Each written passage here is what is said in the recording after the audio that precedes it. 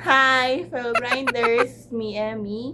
And kakauwi ko lang galing from work. And nagkikrib ako ngayon ng pansit bihon or pansit Mickey. And unfortunately, limited lang yung budget natin. Kaya kung ano kayang bilhin ng pera ko, yun lang yung magiging sangkap ng pansit ko. So, meron ako ditong repolyo. Binili ko sa may Bacala, 4 real. Ito ay isang isang piraso lang ng carrot, isang piraso sibuyas, isang pirasong bawang. Wala nyo kung magkano to. 2 real lang. Siyempre, friends, pinag natin yung tauhan doon sa Bacala. Kaya, nakaka-discount tayo. Tapos, ito. Oh my God! Tinitipid-tipid kong giniling.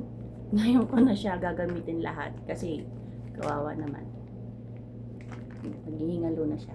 Kailangan niya lang maluto.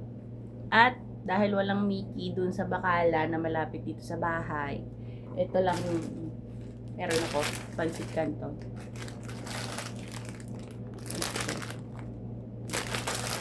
Actually, hindi ako marunong magluto. Puro prito-prito lang yung alam ko. Pero dahil may cravings tayo, wala akong choice. Magluluto talaga ako. Nasanay kasi ako sa Pilipinas na puro partner ko lang yung nagluluto. Ganun talaga. Dahil nandito ako sa Riyadh, kailangan matuto ako. So, tara na. Magluto na tayo.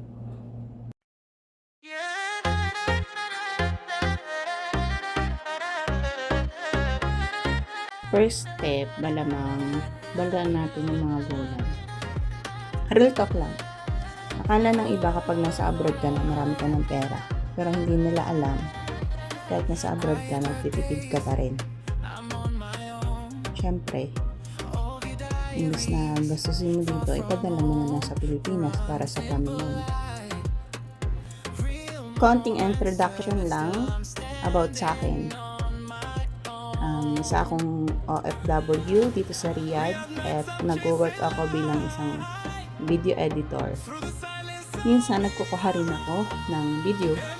Pero dahil sa edad natin, mas prepared ko nang talagang mag-edit naman ng video. Sabi nila sa akin dito ay actually hindi ko alam kung bakit naging edit. Pero hindi lang ko nila. Tapos yan, nisipan ko mag-vlog kasi nagdalas ako ng mag-isa dito sa bahay. Hindi rin naman ako makagala dahil madali akong maligaw. Yes, madali po akong maligaw. Bakit saan ako makarating kaya takot akong gumala mag-isa. Tapos, nisipan ko bakit hindi na lang ako mag-vlog. Matagal ko rin naman gusto mag-ganto-ganto, mag-vlogan, mag-reels. Lalo na tayong gana. Kung ano na lang yun, ilagay ko. Kero na yun. So, tulad ng sinabi ko, doon sa unahong hindi naman vlog, panoorin nyo na lang. Ayaw ko talaga pakinggan yung boses ko. Nirita ako sa boses ko.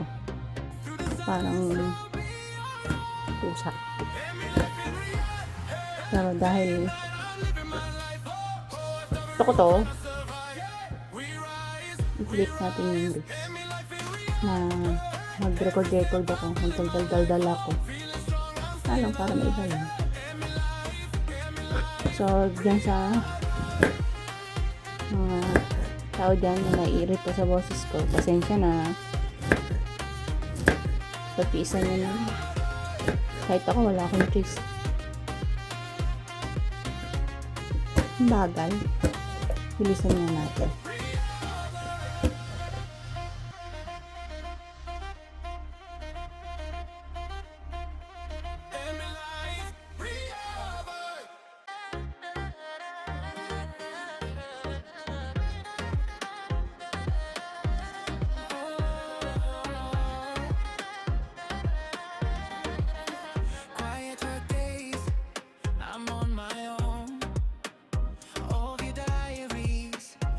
From home, we're on simple life. Real moments hurt, still I'm standing on my own.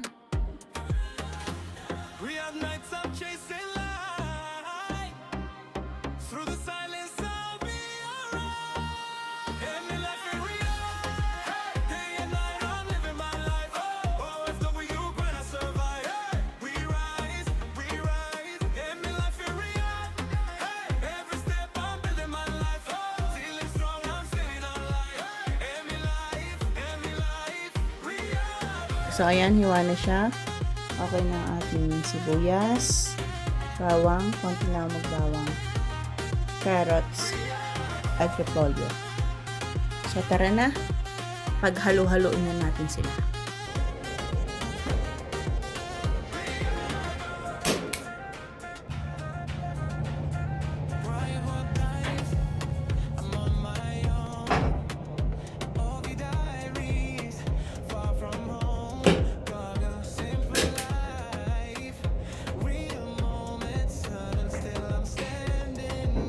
Second step, hindi natin napakuluan ng noodles.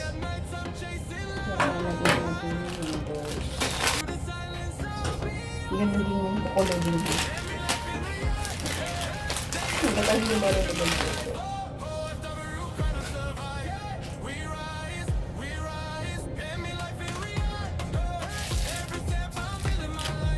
May yung ano natin? What?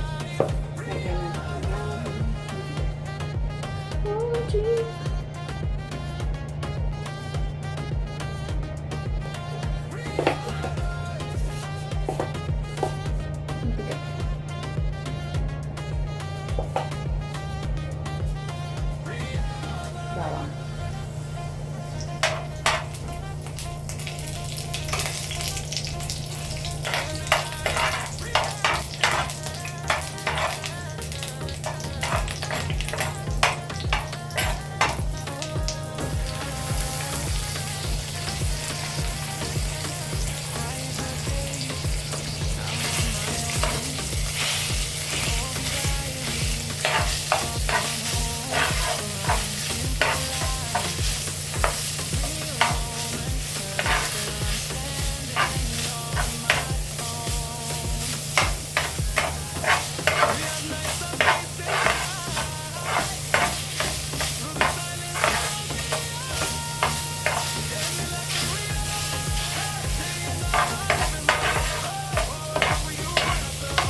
Trivia.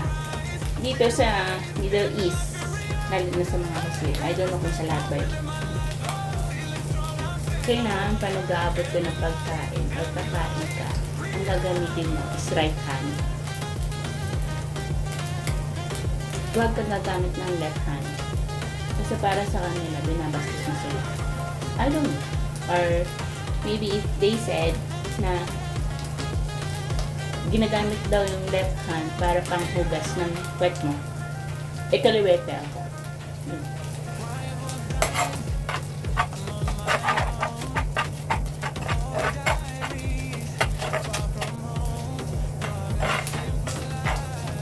Hintayin natin na golden brown.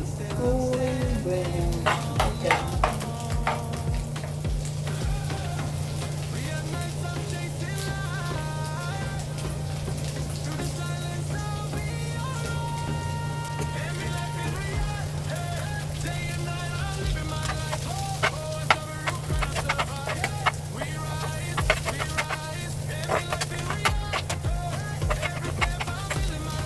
Take notes, hindi po ako marunong magluto, but I am trying my best.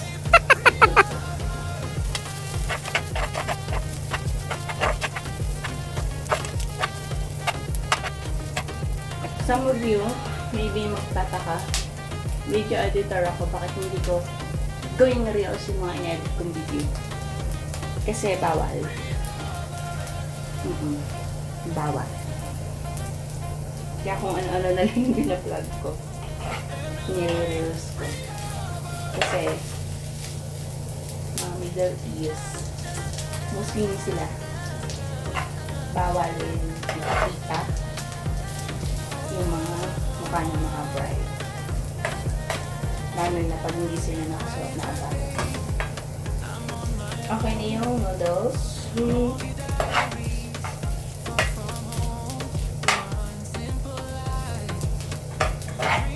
Ba ito?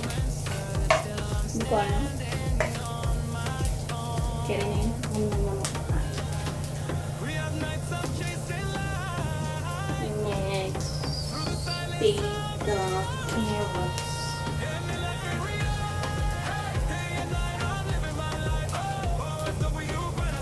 Dapat chicken. Kaya lang, ang mahal ng chicken. Yan, saka may ginip pa naman. Kaya yun yung ginamit ko.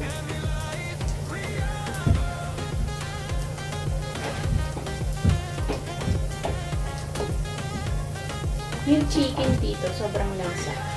Nagkakaroon ako ng allergy sa mukha. Simula nagtrabaho ko sa Meditis, nagkaroon ako ng allergy. Nung nag-work naman ako sa Qatar, nagkaroon ako ng allergy na shell. At in, bawal ako kumain ng hipon, lobster, sa anything na may shell. Nagkakaroon ako ng rashes. Kung hindi rashes, tapos nagtatayak. Sorry.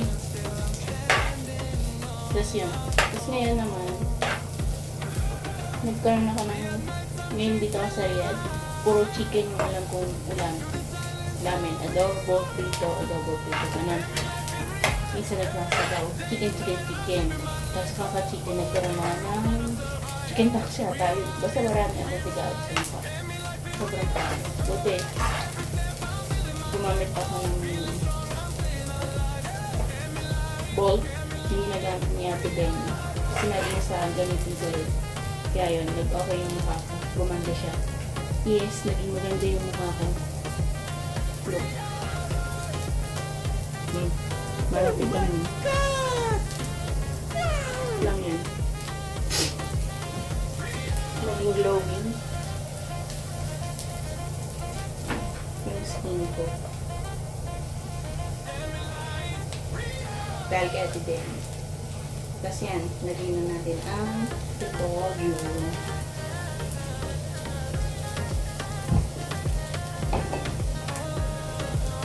Pag nagluluto ko, as much as possible, hindi ako nanigay.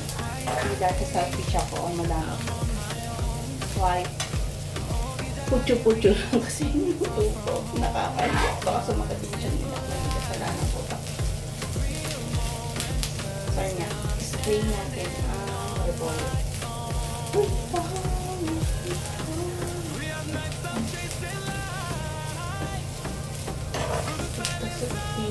Parang isang pinakausap ko yung sarili. Sipin din po yun.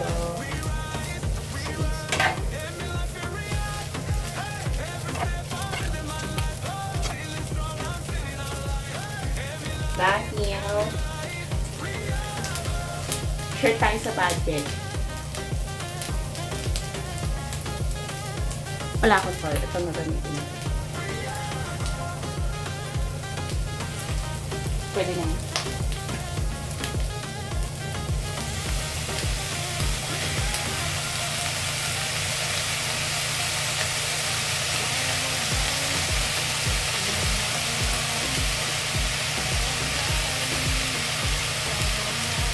Mataas yung pang-alat ko. Isa pa yung sa dahilan kung bakit mas gusto ko na ako lang kakain ng luto. Mataas kasi yung pang-alat ko. Mahirap lumetol sa lasa ng iba. Ayan. Matagal na yan. Mag 1 year na siguro to. Hindi, 10 months. Pero hindi naman siya na-expired. Okay pa naman.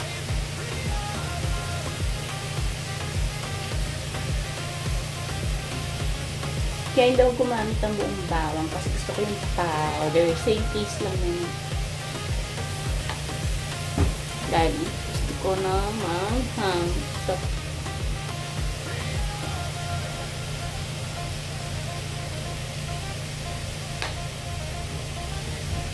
Stay.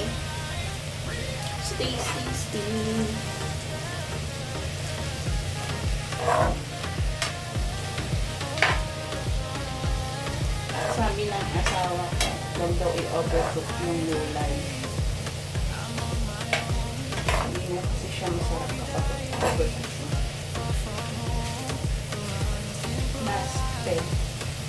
Last noodles.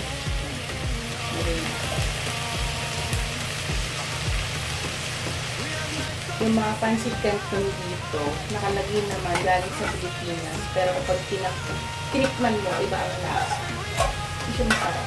So, kailangan mo talagang lagyan ng flavor para makain siya.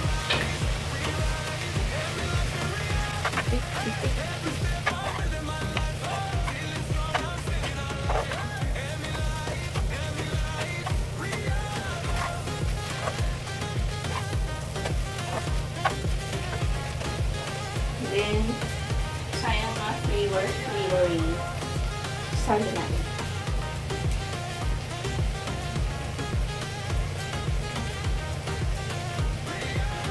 Like what I said earlier, hindi pa ako marunong magluto. May mga magawa man ako na hindi tama. Pasensya. At least I'm trying. Yung asawa ko kasi, magaling siya ng luto. Yung asawa ko, partner, magaling siya magluto. Kasi, kaya lumaki ako ng ganito. Then, minsan, nasa Pilipinas pa ako, nakakanta na sa labas, so kaya order. Mas gusto ko sa talaga yung nagtrabaho.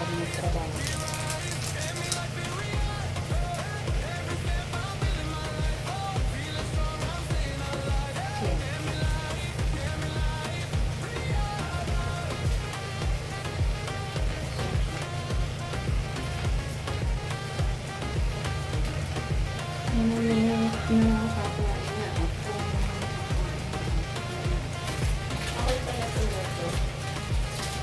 Nakausap ko kayo. Para hindi ako nabubore.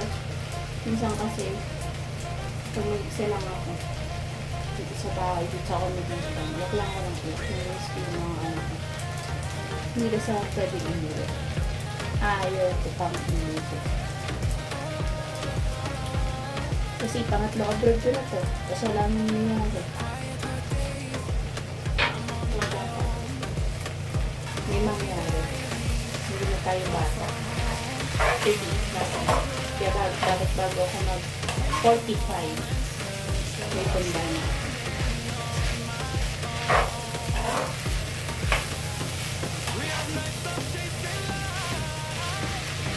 Hindi naman para sa akin lang yung titanda ko.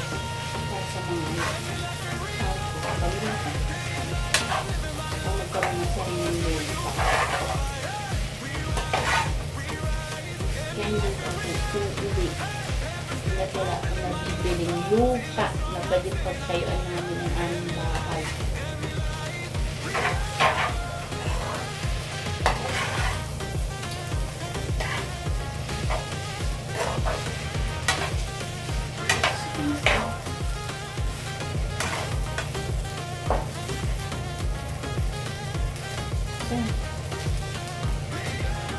Masisipang luto na siya. The taste. Tara, tikman natin. Damang ito po.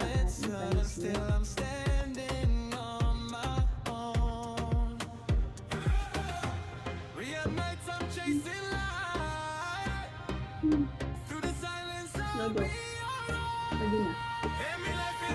Pwede na. Masarap naman. Ako na. Masarap may lemon na. Hindi na ako nagawin ng paano.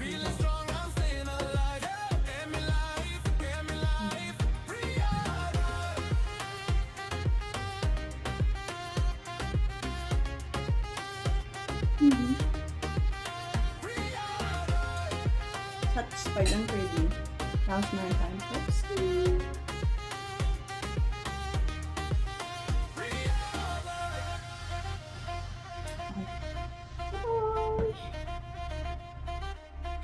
And me laughing